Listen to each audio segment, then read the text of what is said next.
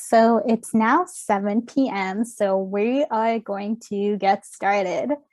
So good evening, everyone, and welcome to the second session in our fall series of Green in the City, a program in partnership with the City of London, London Environmental Network, and London Public Library. My name is Deepika, and I am the Environmental Project Specialist at the London Environmental Network. So we would like to acknowledge the history of the traditional territory and honor the long-standing relationships of the three local First Nations of this land and place in southwestern Ontario. The Attawandaron neutral peoples once settled this region alongside the Anishinaabe and Haudenosaunee peoples and used this land as their traditional hunting grounds. The three long-standing Indigenous groups of this geographical region are the Anishinaabe, the Haudenosaunee, and Hvac. This land was originally occupied for its majestic forests and flowing rivers. Settlers cut down forests and dammed rivers, altering the natural environment and disconnecting people from the environment and their culture. The local river, which is known now as the Thames River, originally went by the name Dushkan-Zibi or Ashkenazibi, both which roughly translate to Antler River. This river supports life, plants, animals, and humans, who all use Nibe water to thrive. As we protect the Nibe, we protect life at the network, and we want to see the local people, animals, and plants thrive in a green and resilient community. We would also like to recognize the three First Nations communities downriver Dushkan-Zibi, Chippewas of the Thames First Nation, Oneida Nation of Thames, and Munsee Delaware Nation. We strive to work with these communities to continue to listen, learn, and restore the natural area back to its original beauty, support environmental initiatives, and help our communities become climate resilient. We recognize the inequities connected to colonization and commit to working towards creating a community and city that is resilient, vibrant, and just. Given that we're learning about sustainable consumption tonight, we do want to reflect on the importance of the land and giving back to the land. We also invite you to read the Truth and Reconciliation Calls to Action and to reflect on your own acts of allyship with and actions to support Indigenous communities. The link to these calls to action will be shared in the chat for you to review. And now I will pass it over to Joanna. Thank you, Deepika. So my name is Joanna Kerr. I'm a librarian with the London Public Library here tonight at the beautiful Central Library downtown in London, open until 9 p.m. if you're out and about. And I'll be the facilitator for tonight. And we have Kevin behind the scenes helping out if Kevin wants to give a wave there as well. If you can see him, he will be around later, but helping us, so we're grateful for that. So let's look at the agenda for this evening. Our first presenter will be Hasan Habish from Goodwill Industries. Then we'll hear from Stephen Harrett, who will talk about fix-it and repair fairs. After that, we'll hear from Christiana Arsenault about the sustainability projects at Temperaments. And finally, we'll hear from Eileen House with London's Buy Nothing Group for Woodfield and Old North. After all the speakers have presented, we'll have a question and answer period. Before we begin, I wanted to mention that we are running a contest for Green in the City for the first time this year. To enter, you would attend at least one Green in the City session, just as you are at this very moment, and then choose an environmental action that you learned during the session and post a photo or video of you doing that action on social media with the hashtag, What Makes a Green City? We know it's long, for a chance to win one of 15 terrific prizes at the end of the series, including things like composters and gift certificates to local businesses like Hemans. So we've got that there. And there are so many examples tonight for things that you can use, really practical examples for our contest entries. So the deadline to enter is November 26th, and you can find full details on the Green in the City page of the London Environmental Network website. Okay, some etiquette. We just wanted to remind you to submit your questions to the Q&A box, which is at the bottom of your Zoom screen, at any time at all during our program, and identify which speaker you're directing your question to, and we will bring them into the discussion after the presentations. Please be respectful at all times, especially when using the Q&A box and the chat. Keep it fun, welcoming, and inclusive for everyone. So now we're ready for the main part of our program. Thank you so much for joining us tonight. I want to introduce our first speaker, who is Hasan Habish. I will introduce him. He is the Vice President of Innovation and enterprise optimization at Goodwill Industries, Ontario Great Lakes. Hasan works to maximize social, economic, and environmental benefits along the supply chain with a focus on the diversion of goods in a circular economy. In managing large-scale initiatives, Hasan's expertise in sustainable operations and emerging technologies aims to develop economic systems to eliminate waste and the continual use of natural resources. So I'm very happy to welcome and hand it over to Hasan right now.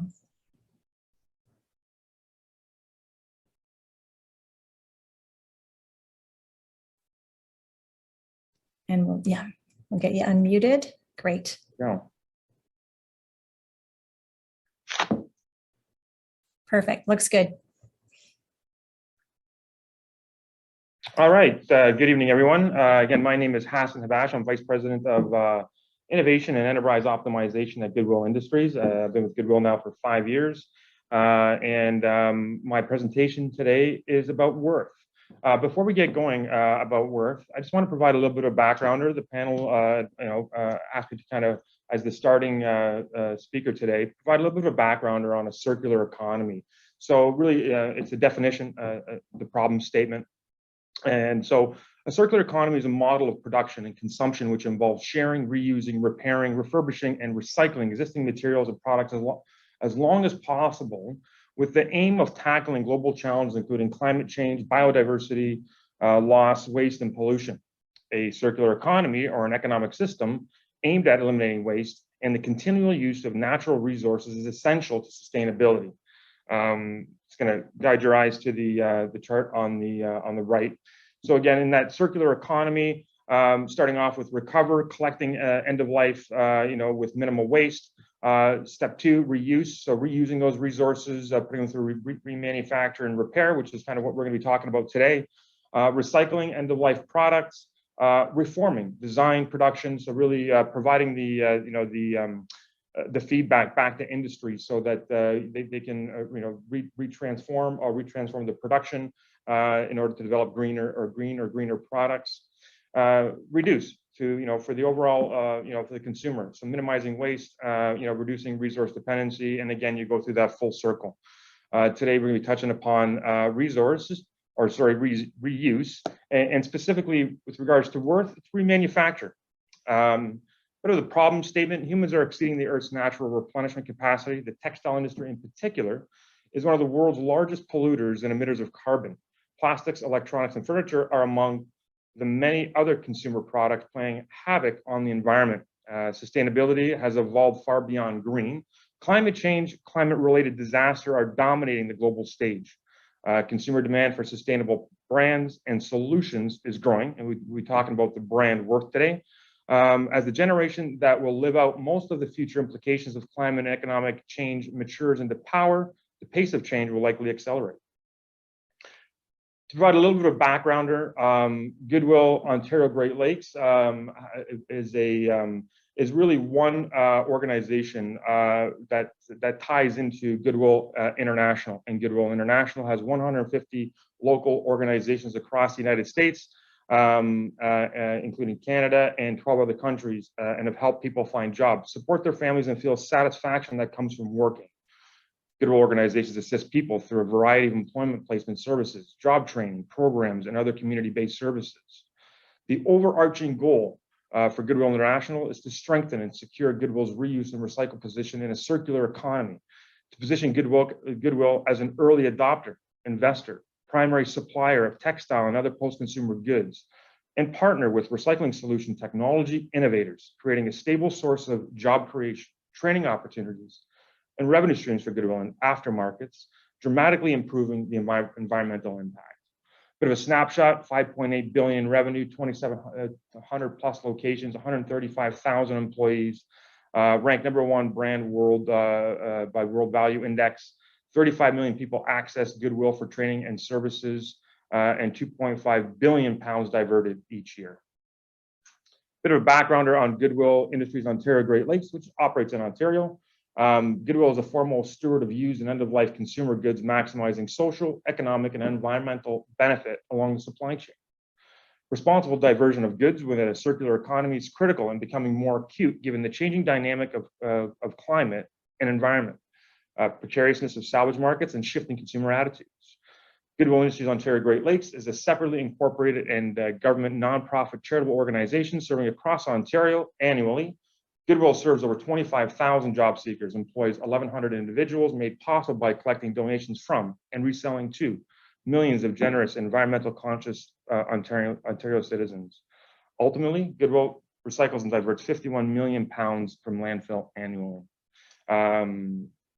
The key there, 1,100 employees, 51 million pounds diverted annually, 52 million in revenue, 53 million total assets, 42 locations across Ontario. Bit of background around Worth, and so I'll take a bit of a step back. So Goodwill Ontario Great Lakes has a number of work platforms. The number one platform, which everyone's aware of, is our donated goods retail, which is our retail division. So when you donate to Goodwill, those donations are processed at our retail stores and hit our sales floor. Whatever doesn't sell in a 4-week cycle at our retail stores is pulled off that floor, and anything that's deemed non-saleable that doesn't hit that sales floor, it all gets collected and sent back to our warehouse located here in London, Ontario, on White Oak Road. And it goes through a second attempt of generating revenue, which is our pound shop. So items that sell at a lower value by the pound, and then whatever doesn't sell by the pound ends up in the aftermarket stream, and that's where Worth comes in. So those goods, so diverting those goods from landfill really, is the ultimate goal of Worth. But at the same time, too, also providing skills development and training for those individuals that face barriers to employment, as well as newcomers to Canada.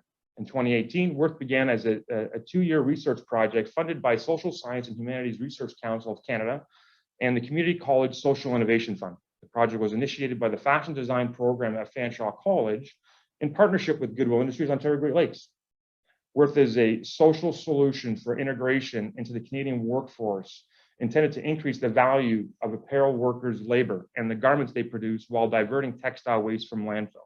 So really highlighting fast fashion and the poor work practices and the low scale of wages that are paid overseas.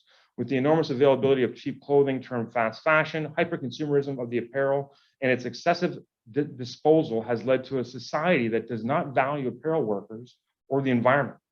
Garments are manufactured by anonymous workers from countries such as China, Bangladesh, and Vietnam, where labor costs can be less than a tenth of that found in Canada and the US. SeeTheWorth.com is the site that we launched. Goodwill launched Worth 2 weeks ago. So we just launched very recently. The goal is to scale Worth and scale Worth through collaborative relationships with industry partners. The London Community Recovery Network funding was also provided by the City of London to support skills development and training programs with a focus on graduating 16 sewing machine operators in 2021, 32 operators in 2022, and 32 operators in 2023. Expanding Worth by building collaborative industry partnerships through our business-to-business program promoting responsible diversion of goods within a circular economy. So today I'll be presenting our B2C, which is business to customer or consumer directly, which is our online platform, and which will highlight and showcase some of the work that has been done by the great team of our apparel manufacturing team. And then I'll touch upon some of the objectives that we're looking to do to scale Worth on the business platform. Actually, maybe what I'll do is before I jump into the website itself, I'll take a step back. So right now, Goodwill is also partnering with there was an announcement last week. It was Waste Diversion Week. We partnered with the beer store. The beer store and Goodwill have partnered on a uniform collection program. All those uniforms that are collected by beer store employees are collected and brought back to Goodwill. Goodwill will actually in turn have our design team design products for the beer store and then in turn resell it to promote that full circularity back into either selling it to the at the stores, their employees, or in the retail locations to provide the customers. We also partnered with Western University. If you go to the Western University bookstore, you'll see Worth there as well. So any items that were not sold, damaged, returned, not deemed saleable were provided to Goodwill. We had our design team design it. Our sewing machine operators manufacture and then resell it back to Western, and they sell it in their bookstore and also online. The last component is we're actually partnering with Fashion Takes Action as well right now, and Canadian Tire on a pilot program. We're collecting textiles at Sport Check stores. Those items are going to be brought back to Goodwill and prepared for refiberization to create felt. That felt product will come back to our apparel manufacturing platform, designed the products designed by Canadian Tire, manufactured, and then resold back to Canadian Tire to again promote that full circularity. So without further ado, I'll jump back in here and we'll click on this link and we'll go over to Worth. Thanks, Hasan. And there's about 2 minutes left. Perfect timing. So Worth is not a fashion brand. The objective of Worth is definitely work. The objective of Worth is for the people, for the planet, for the community. Skilled workers earning fair living wages and a safe environment shouldn't be a novel concept. The fashion industry sends millions of tons of clothing to landfill every year, most of which could be reused or recycled. The sale of every Worth product helps a person with barriers to employment take a step towards self-sufficiency. A bit of a snapshot in the product. And what I'll do is I'll go in and maybe do a little snapshot on shop. Our story. This is not a fashion brand. This is an evolution of a broken industry. We transform end-of-use textiles in a symbol of sustainability, creating positive change through intentional design. Every purchase helps provide work and skilled training to people who face barriers to employment. We are rethinking what it means to shop, remanufacturing what others have thrown away, and reclaiming our worth.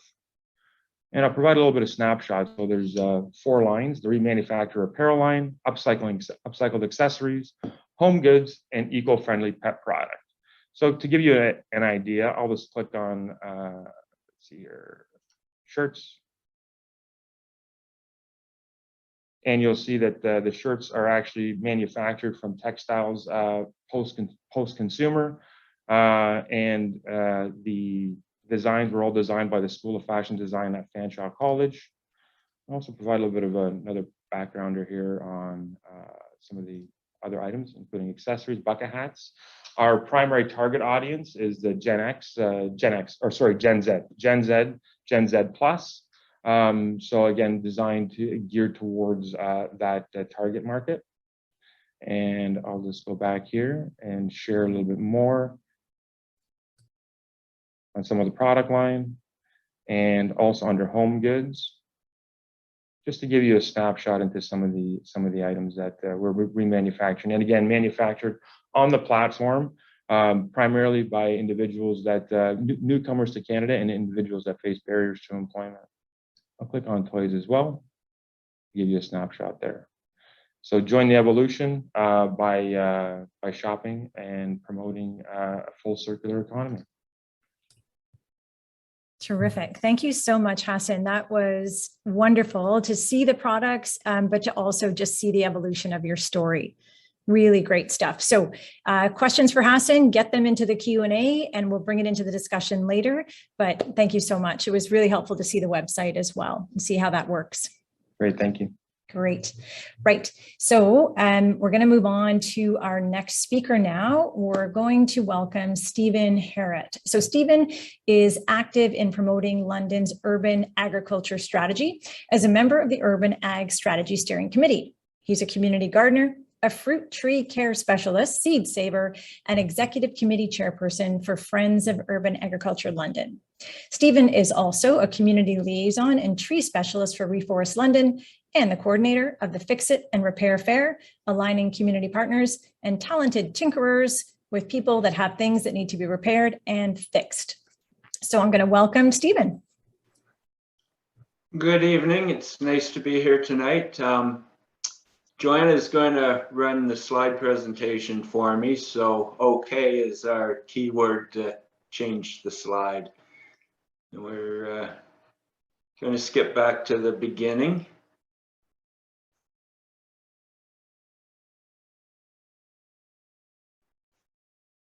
Sorry about that. I'm going to fix that. I was talking to you, but you weren't there. So we are just going to I'm just going to stop the share for a moment here while I just do a little thing. and then we'll get it going. So thanks for everyone's patience. I'm going to reshare from the first slide. I think we're on board now. And how about that? Excellent. Okay, so I'd like to do a little touch on the social, economic, and environmental role of repair. Okay. So the social aspect of community repair, it's been said, is a citizen-driven, locally organized public event in which volunteer repairers and people with an object in need of repair are matched. The motivated individuals and communities are working together on a local level to extend the useful life of a wide range of products, to teach repair skills, and also communicate the value of product repair rather than replacement to the wider community. Okay. The economic side, the more times the product circulates in the system without changes or with just small repairs, the most value is extracted from the materials and energy invested initially to make the product.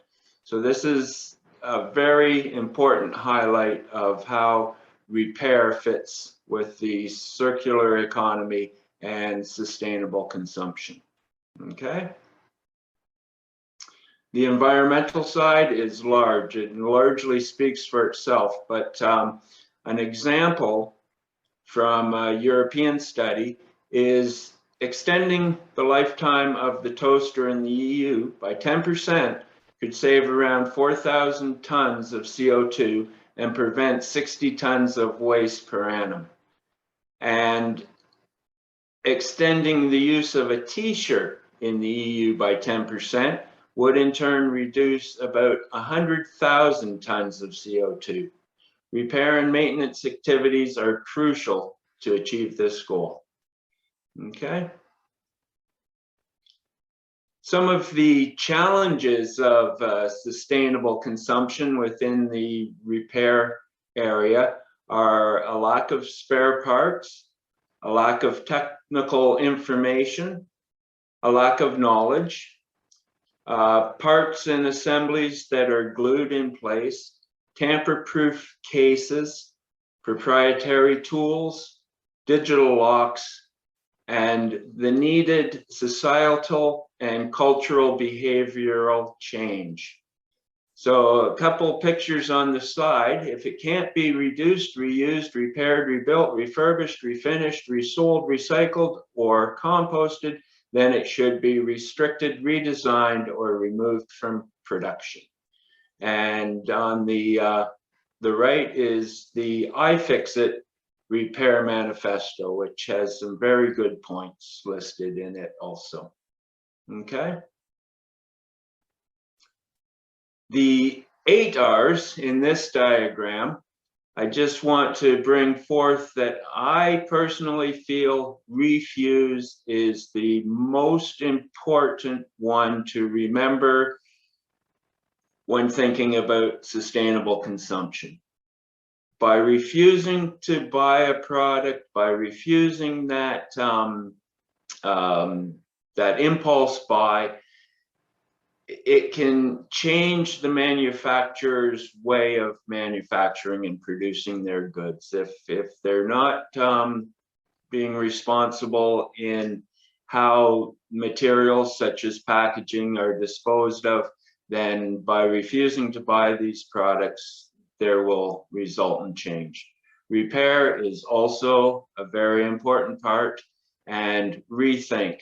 Be mindful of your consumption, your relationship with things, and your relationship with the earth. Okay? The Fix It and Repair Fair, it began on September 20th, 2019 as a collaboration Fix It Cafe at 211 King Street. Okay? And since that time, We've had fix it and repair fairs in Old East Village, Kensington Village, Chartwell Riverside Retirement Residence, Thames Park, with and Beacock and Sherwood branches of the London Public Library. Hosted by community groups like NELIS, the Northeast Community Engagement, through London Intercommunity Health Center, the Northwest London Community Resource Center, Oxford Park Community Association, Kensington Village Association, and London's Community Gardens Program. Okay. The talented hands of our tinkerers, sewists, and fixers make this all possible. Okay. Sharing knowledge, sharing tools, sharing experiences, and sharing stories are all part of the Fix It and Repair Fair. Okay. Sometimes it's necessary to put our heads together to get the experience and get some ideas of the next step in repair. Working through the troubleshooting process is also a part of the social engagement that takes place. Okay. We can fix it. We have had one anomaly event, which is an outlier. We had 100% of the items brought in went out fixed. Other than that, I would say we're close to 70% for what is being fixed at the Fix It and Repair Fair. And that's my quick presentation. Thank you. Thank you, Stephen. So good. I'm just going to mention that Stephen and I were part of an event last week, Saturday actually, and it was really a global Fix-It fair. And I was amazed by that. People, using their phone to close in on their dishwasher or their, fan. It was wonderful. So Stephen, like, you've really kind of captured the importance of this. That study was really terrific, but also just empowering people to fix something so that it can be applied to anything after that. The virtual repair fair is quite a wonderful thing. And I did forget to mention that we have now done that. We've unclogged a shower drain. So that's something that you just couldn't bring in. So that's where the virtual really has come to light. Plus a little better than a YouTube video, because there are fixers there from around the world to point things out. I sat in on a clock repair session, so I'm a little bit more confident about some of the things I need to know when I get around to that old cuckoo clock. Yes, indeed. I love that. And Stephen, are you able to share the next Fix It Fair, the virtual one, in the chat, the one that's going to happen in November? I can find that and do that. Great. Yeah, if not, I can do that. Good. Okay, so thank you so much, Stephen. We're going to move to our next speaker. Just such great stuff here. So, right, we're going to move to Christiana Arsenault. So Christiana is the Director of Distribution for Temperaments. She has been with Temperaments working out of the London facility, heading up the sustainability sector for over 4 years. Her projects include implementing the Mattress Recycling program, water monitoring systems, partnering with Habitat for Humanity, reduction of chemical cleaners, and pollinator gardens at several stores. Prior to this, she worked for Acklands Granger, getting the new Toronto DC building LEED certified and creating a watershed pond and pollinator gardens. And with that, I'm very happy to welcome Christiana. Hello. Let me see if I can share my screen. Okay, can everybody see that? Looks great. Perfect. Okay. So hi, I'm Christiana Arsenault, Director of Distribution for Sustainability at Temperaments, and I'm thrilled to be talking to you about what our team does and the efforts we do. At Temperaments, we've been servicing Southwestern Ontario for 96 years now. And we really have close ties with our community, and sustainability is part of our guiding principles. We aim to reduce greenhouse gas emissions, save energy, and minimize waste to landfills. So let's talk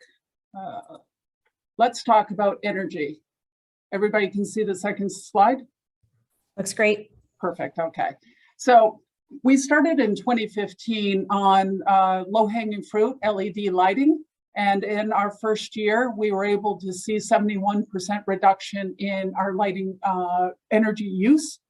We're now have every store, we're just finishing the last one with everything, including our distribution centers on LED lighting. All our roofs in our facilities are TPO membrane roofs, and they reflect sunshine. Why is that important? Well, during the summer, when the heat is hitting the building, and actually draws less electricity to keep them cooled down and less HVAC usage. All our vehicles in our distribution centers are electric vehicles, so we have no off-gassing there. 2 of our distribution centers have HVAC controls. So I'll explain a little bit about that. Prior to having HVAC controls on each one of our HVAC units up on the roof, it was either 100% on or 100% off. You couldn't dial them down. So now we're able to, in the summer, if one area of the store is cooler than another, that HVAC system can be brought down to 40% and be drawing far less electricity. With our rooftop units, it'll provide 25 to 30% energy savings for drawing from the grid. All our stores have EV, which is electric vehicle charging stations for our customers.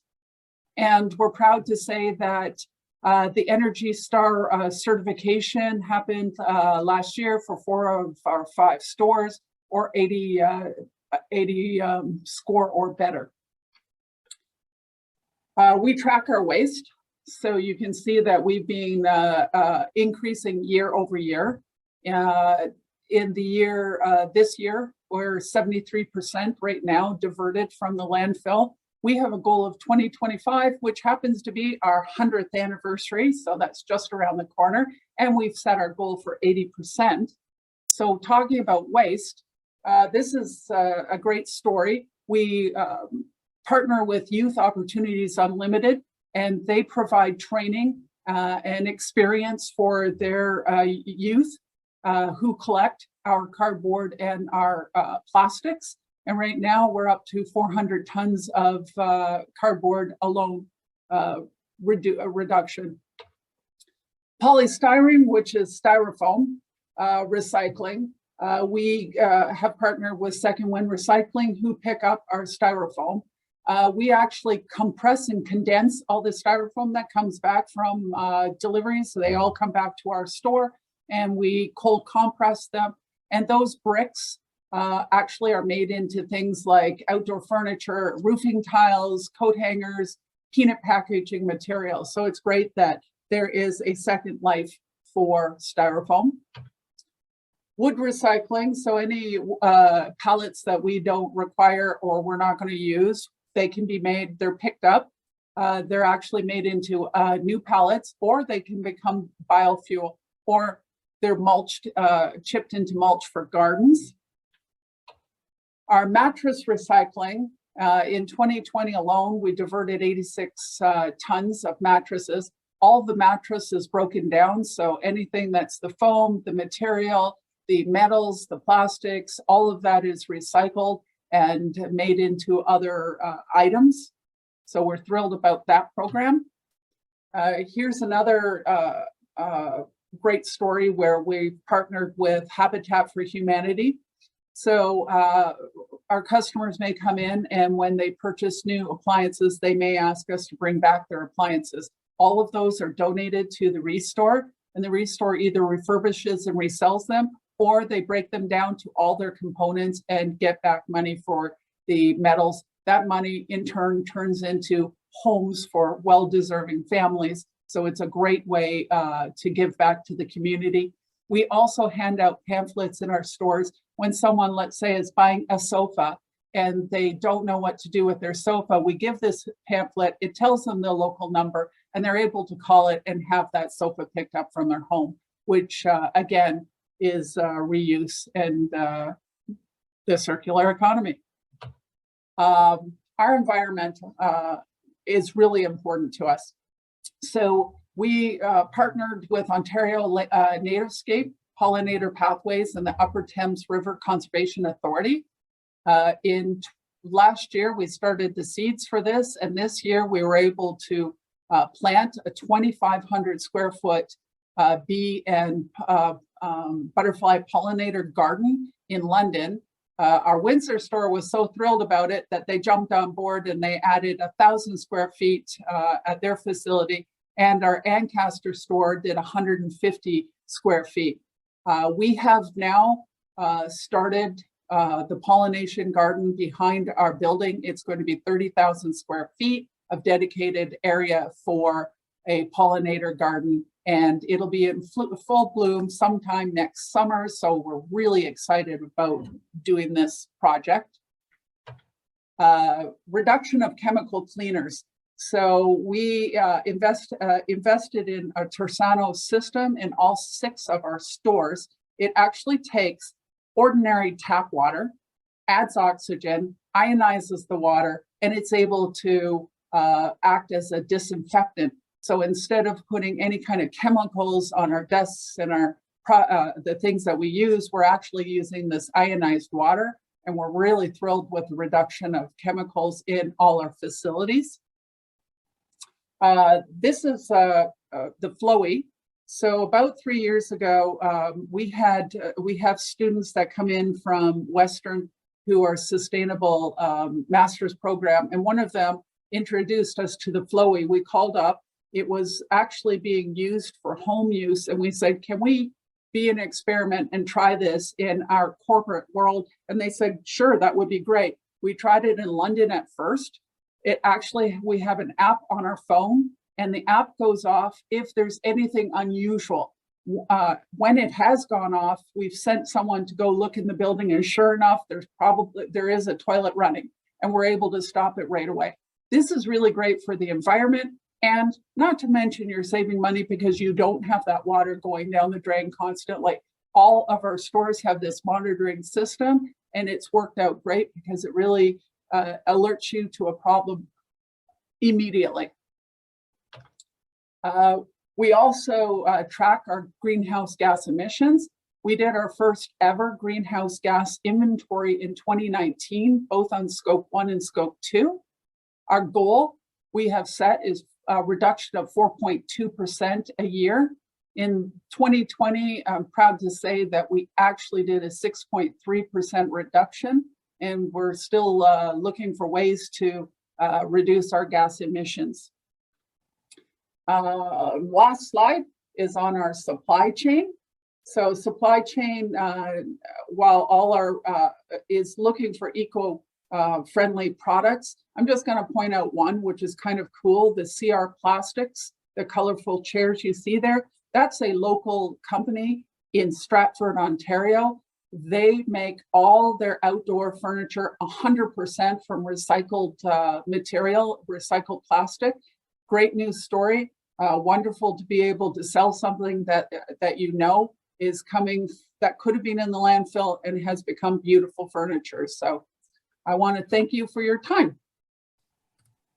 Thank you, Christiana. Wonderful examples, and great to see the images, even the being able to monitor the water on your phone. That's incredible. It just so many diverse examples. Thank you so much.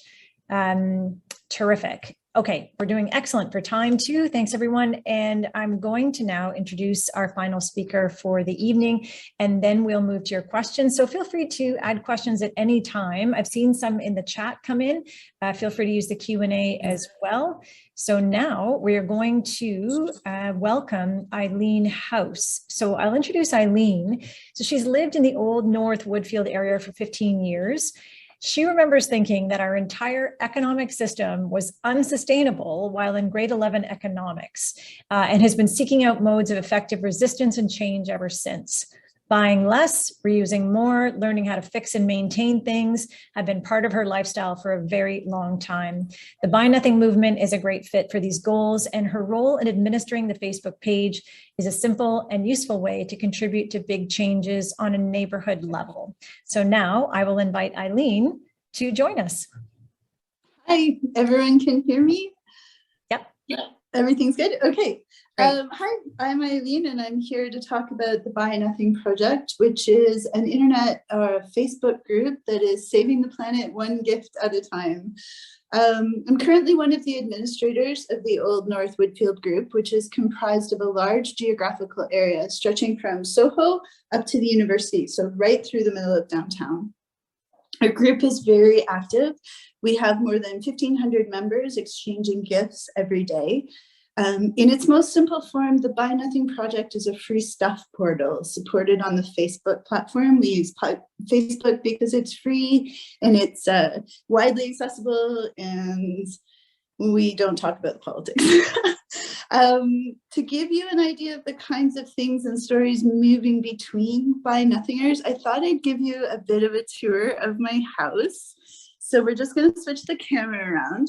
This dining room set came to me this summer.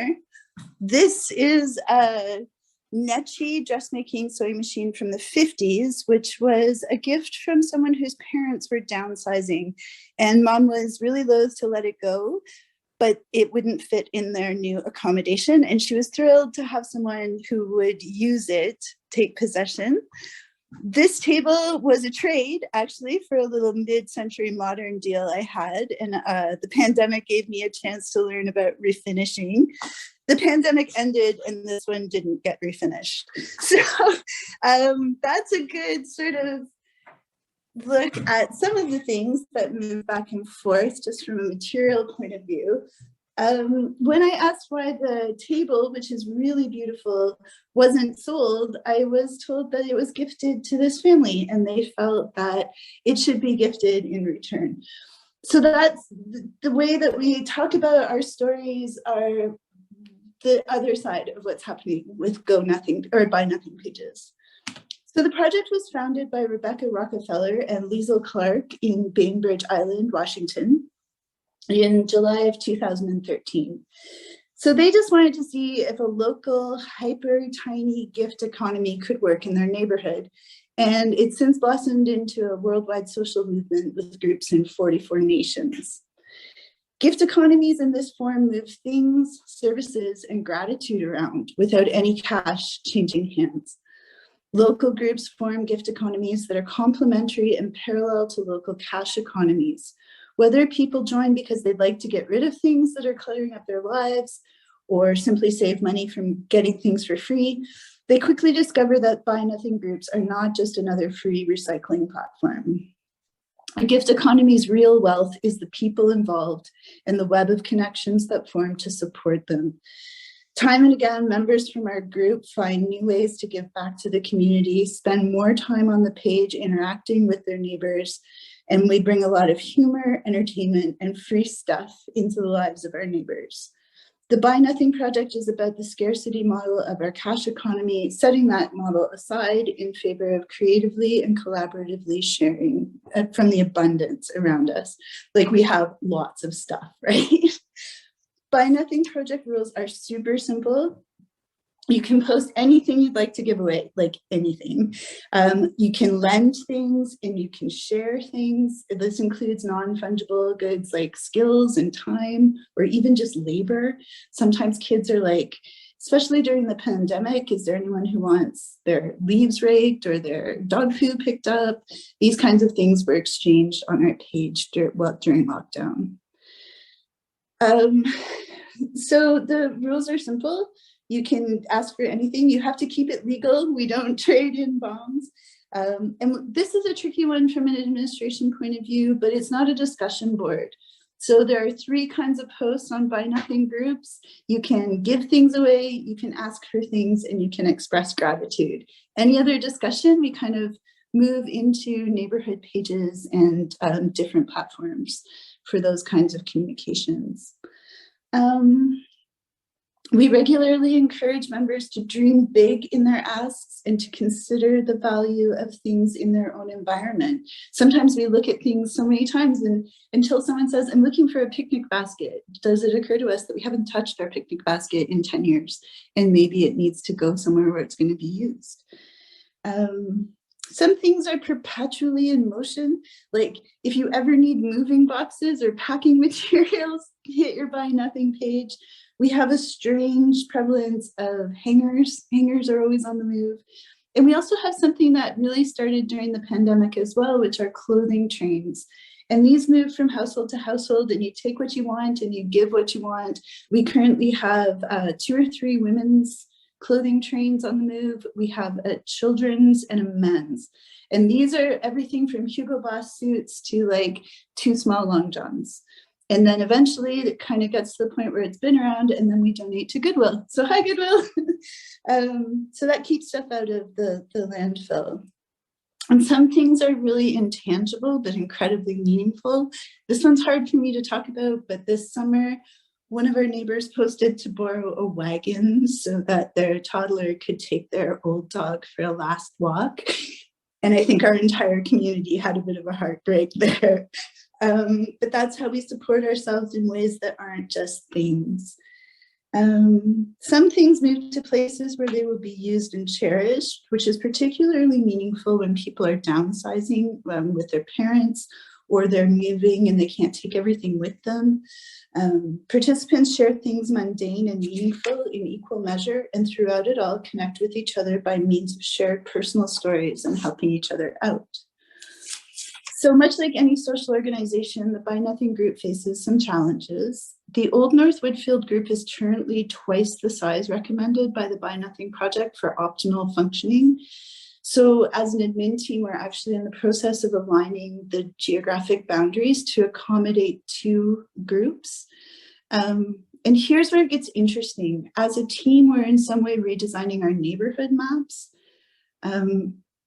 In Woodfield Old North, we have an incredibly diverse economic landscape, and we're trying to avoid reinforcing economic inequalities that are built into the urban planning of our city by creating 2 new groups that will encompass the entire spectrum of lived economic realities in this part of the city.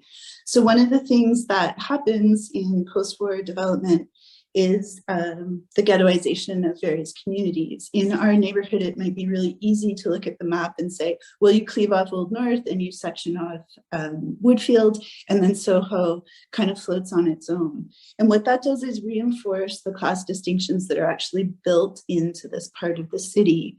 So it's really challenging for us to kind of say, okay, we have way too many people giving way too many things, and we'd like to spread those capacities around in a way that isn't necessarily natural in the geography. We're creating, this matters because above and beyond the exchange of decor and garden plants, which we do a lot of, these groups meet basic survival needs in our community. This is a difficult part of the group to talk about, but in our groups, we see a real need for basic humanitarian items like food and personal care products. Balancing these fundamental needs with the guidelines of the community presents particular challenges around offers to send money and buy gift cards. So those address the need. Somebody says, I need food, well, I'll buy you a gift card. But what it does is actually discourage people from checking their pantry and giving from their own abundance.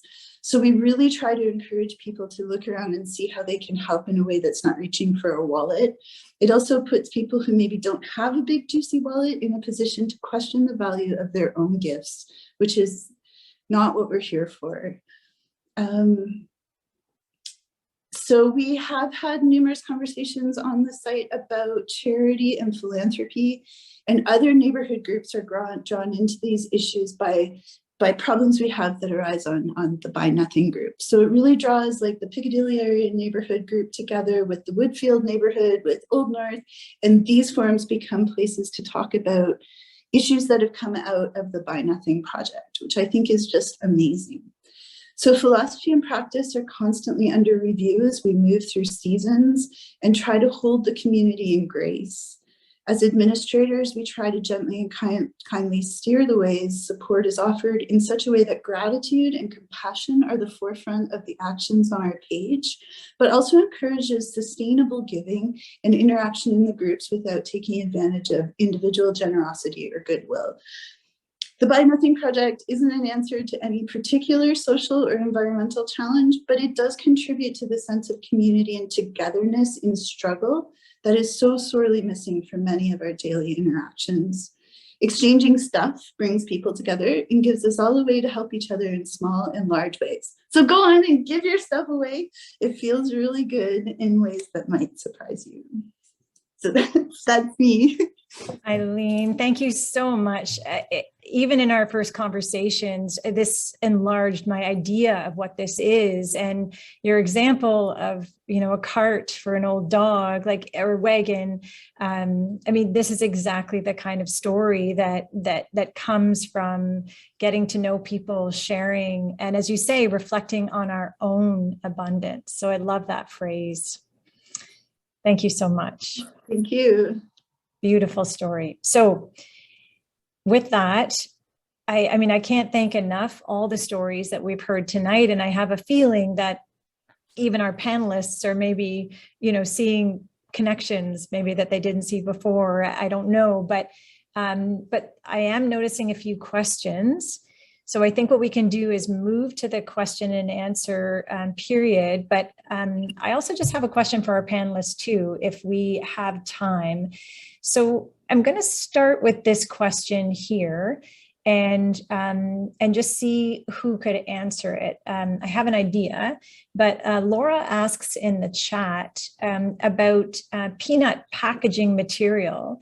So it was from an Alberta company and it was vegetable based.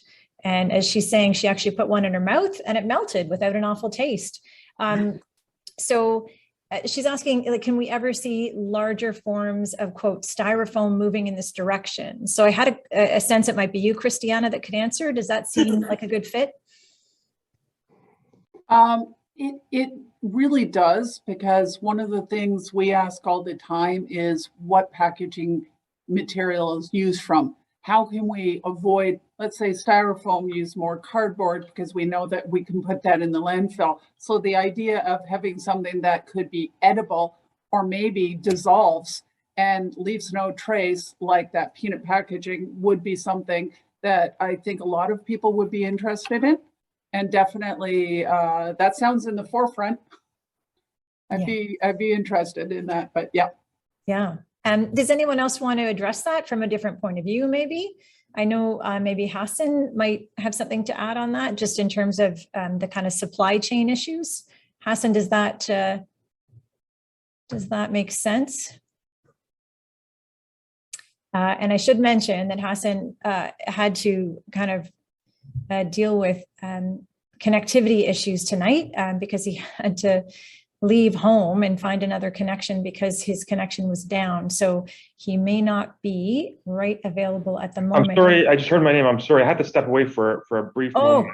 Don't apologize. I was just telling people how, what lengths you went to be with us tonight. So we really appreciate it. We're just talking about the question, and I just wanted to check in with you if you did have any thoughts on it in terms of sort of, I'll be back in a minute here. Okay, that happens.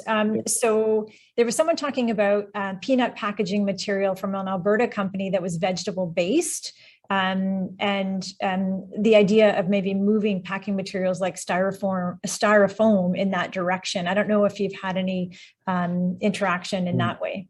I'm sorry, no, I don't, but I can definitely look into it and get back. And no, there's a follow-up. I'm sorry, I don't. No, it's okay. I just wasn't sure what part of the side of things you were on there. Does anyone else want to jump in with that one? All right. Yeah, it may not be familiar there, but but it does sound like a good alternative. So I'm going to just look through. I am seeing another question, so I'll send that out to the group. So here's the question, and I'll just go to each speaker in turn because I think everyone might have an opinion on this one. So what do you think are the biggest barriers the City of London faces in the transition towards a more sustainable and green economy? So I'm going to start just in the order I'm seeing people here. Eileen, is it okay if we start with you on this one? Okay, we just have to unmute you. And Deepika, are you able to do that? Oh, there we go. Okay. What barriers do I think the City of London faces? Integrated transit is certainly an issue both regionally and locally. The lack of planning for a bus station where people can use the washroom and get a cup of coffee was a distressing moment in the recent transit redesign. Hubbing all of your buses through downtown with no viable place to have a rest just really discourages that kind of use. And the transit isn't really designed to support our outlying manufacturers. You have to have a car to get there. So there are barriers to employment, again, built right into our geography, which just is something London is very reliant on cars. Thank you. Yeah, you're welcome. For sure. So Christiana, would you like to answer the question? So the biggest barriers the city faces towards a more sustainable and green economy. So I love your answer about the transit. I was thinking about all the parkland and increasing that. I know that there's a need for us to plant even more trees to be able to be more with nature. It's things like, can you plant a different kind of garden in your home? Something that is actually going to be more to our landscape rather than foreign type of things. We really need to focus on being more green and less tarmac, less roads, less parking lots, and more about how do we green up and create more oxygen. Without trees, we're never going to have that circular where we're taking all the carbon dioxide and all that thing, all the bad stuff out of the earth and bringing it back in. We've got to cool down the earth, and there's too much tarmac. Yeah, thanks, Christiana. Very good points. And Stephen, I'll invite you to talk to the question too about what barriers we face to move towards a more sustainable economy. I'm going to reflect back to one of the slides that discussed the challenges of the repair, and that was the cultural and societal behavioral change. People must change the way that they're doing things. I want to just say that landfill is not sustainable. Any organic, and I'm not going to call it waste, but any organic resources that land in the landfill are wasted. Composting in your garden, that is feeding other microbes. So it's not being wasted, but it is being returned through nature. Nature does not waste. It's being returned into the soil so you can have a great garden the following year. Nearly all the available land left in London for someone to start a community garden is on an old landfill. And that spreads from the center of the city right out to the edges. So now we have a landfill still outside of the city, but it's piling up. And any organic waste, you wonder where the smell comes from. That's where the smell comes from. So that's the huge challenge, is the behavioral change. Everything else could be great if we changed our behaviors. Yeah, well said. Well said, Stephen. And Hasan, I'll put the question to you now in terms of barriers to a more sustainable economy. I agree with all the comments made by the panelists. So I'll just add 2 points. One is diverting from landfill, finding more sustainable ways to use materials that can be diverted from landfill. So, for example, textiles. One of the biggest pushes that Goodwill's working on now is actually diverting textile from landfill and appreciating that those textiles may not necessarily be saleable or for reuse. And so we're working with both Fanshawe College and the University of Western Ontario ICFAR, the Institute for Chemicals from Alternative Resources, in order to find alternative uses for textiles in particular, but really diverting materials from landfill. In this case here, creating a product with industry called cotton shoddy, which is used in the manufacturing of insulation for automobiles. So diverting it and then working with downstream recyclers to create the product, but really being that innovator and working with local academics and also supported by another CCSIF grant. The second point that and with ICFAR, we're creating a product called BioShar, which it's for the agriculture industry and it retains microbial growth in the ground and promotes microbial growth and retains moisture in the ground. So again, all created by items that can be diverted from landfill. The second is producer responsibility. I think it's important that so bigger than just London, but really putting the onus back on producers to be greener in the manufacturing of their product and looking for green solutions in their manufacturing or using items that are recycled in their manufacturing process. Thank you. Yeah, really good points, everyone. Thank you. I have some other questions that have come in. I'm just monitoring the chat here. I'll ask Deepika or Kevin to flag me if I've missed anything here, but I see a question about green bins for composting, someone who's moved here from Vancouver and is wondering where they are.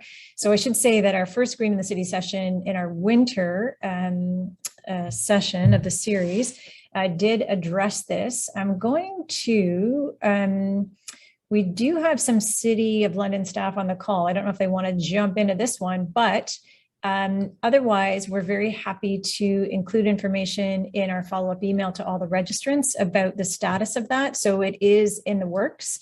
It is coming, I think I can safely say that.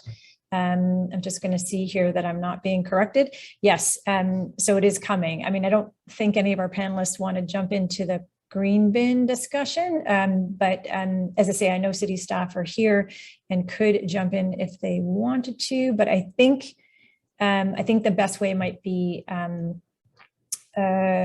Carolina, to respond to your question in our email that's going out to you, if that's okay. Let me know in the chat there. So it's on its way. That's a short answer. Right, and I really like the comment here in the chat too, if you haven't seen it, someone saying, I've always thought that every citizen should be required to take a tour of the landfill to be able to live in a city. I like that. And someone giving some advice in the chat too about where to buy compost bins. Yeah, and thanks there in the chat as well. We're expected to have a curbside green bin program beginning in the fall next year, 2022. Thank you, Kevin. Excellent. This is going very well. Okay, so I am seeing another question here and we're doing well for time. We're going to go to 8:10, so we have about 7 more minutes. Perfect. So here's the question, and it is for Christiana. Has Temperaments provided assistance to firms or companies in their industry and other industries on how to do the things that Temperaments does to help save the planet? Any thoughts there, Christiana? That's actually a good question. We have had a local committee that was in Kitchener and in Ancaster that have paired up with schools and have actually gone out and done lesson planning and teaching about diversity and about the diverse type of things that we do and how you can be more sustainable, and they get involved in the education of that. So definitely, and we're more than willing, our web page is up there, we're more than willing to share our information and network. I also find that networking on different chat groups is a great way of getting information out. Excellent. Thanks, Christiana. Also, I wanted to ask a question. If we could find out where that peanut packing material came from and we can get that information, that would be great. Excellent. Good point. Okay, so Laura, if you're able to share the name of that Alberta company, we will learn more about it that way. Terrific. Great. Okay, so there's some comments here. I'm just scanning through, just someone expressing agreement with Hasan's comments about expecting employers to be more sustainable. Very much so. And I see another, people have comments too. Great. Yes, of course. Yeah. So that site is in the chat too. Get involved, london.ca/greenbin for more information on that for the folks asking about green bins and curbside composting. Excellent. Okay. So I'm going to just do another scan here. I thought there was something else. I don't know, Kevin, Deepika, if you want to flag something, but I think. I'd just like to add about what Stephen said about the green bin. He's absolutely right. I used to live in Toronto, had green bin forever. And when that was introduced, we actually went to one very small bag of garbage every 2 weeks. Our household garbage went down tremendously. You don't know how much green things you throw in the garbage. And when that comes in 2022, people are it'll be like a miracle when you realize how much can be reused, and you can go and buy the dirt because they create earth, and then you can go and buy that. So that is really thrilling to know that's coming. Yeah, I think it's going to be a big change for sure. And so I'd like to ask everyone, again, totally voluntary, just jump in if you'd like to share, but our contest that we're running with Green in the City is about someone taking an action that they can tell us about to enter the contest. So I'll just invite any of our 4 panelists to share something. What's something that you could recommend someone do to enter our contest? So something based on what we've been discussing tonight. A personal action, community action too. Any thoughts? Just jump right in. How about using your bike? There you go. And instead of using your car. Yep, that's a good one. Thanks, Christiana. Any other thoughts on that? I mean, one that comes to mind for me is joining one of the Fix-It clinics. Because for me, I was just observing on Saturday, and I was amazed at what could be done.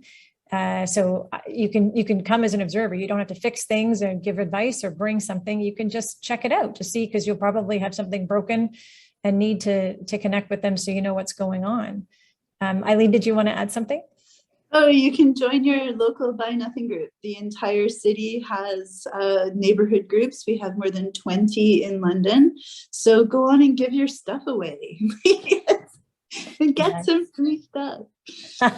I agree. That's a great one. So yeah, the fact that you can join one of 20 groups, you can see where they are, where the closest one is to you. You can get a sense of the kind of discussions they're having. And I really like the way you described that, Eileen, as well, about like what it is and what it is not as well. So people can get an idea by visiting and going to check out some of those 20 different Buy Nothing groups for sure. Anyone else want to jump in on that question? Some personal action someone could take after tonight? I will suggest that you get a picture hugging a tree. Nice. Yeah, that's good stuff. I can jump in here as well. Yeah. Again, I got 2 points. So one is being a responsible consumer. So really, looking at the product that you're buying, how it's manufactured, what it's manufactured from, and looking at it downstream. Where it originated, who manufactured that product. Secondly is minding your waste stream. I call it mining a waste stream, but when you're being mindful of what you're placing into the garbage, right? So is an item, can an item be repaired? Can it be reused? Can it be remanufactured? Or can it be donated? Or can it be, does it need to go into the waste stream? So just being mindful of what you're placing into the garbage. Can it be recycled? Yeah. Terrific. Excellent points. And there you go. You got some great suggestions to post on social media. We'll talk about that in a bit. But I see from the clock on the wall that it's just about 8:10. So we'll conclude our question and answer period. But thank you so much for those great questions, great comments, good discussion. It's just nice to see, because we can't see you most of the time, it's just nice to kind of get a sense of who's out there and engage in some way in this virtual environment. So with that, I'm going to now pass things back to Deepika to wrap up the event. So welcome back, Deepika. Thanks. I'm just going to share my screen once again. And yeah, thank you so much, Joanna. You just talked about the contest, but this is just a reminder that November 26th is the last day to submit your submission. All details are found on our website, and if you follow us on social media, you can find details for that as well. And if you enjoyed this session, remember we have 4 more Green in the City events coming up. Next week's session will build on tonight's topic by exploring the concept of circular economies with some wonderful speakers yet again that are leading the way in London. You can register for our upcoming sessions on our website. And we also have a feedback form for the series, which can be found at the link, which we will put in the chat. This will be very helpful and useful for us just to know how we can improve these events going forward. It only takes a couple of minutes to complete, so if you have the chance, I highly encourage you to do it. And if you would like to stay up to date with us on upcoming events like this one, volunteer opportunities, and so on, be sure to sign up for our newsletter through our website.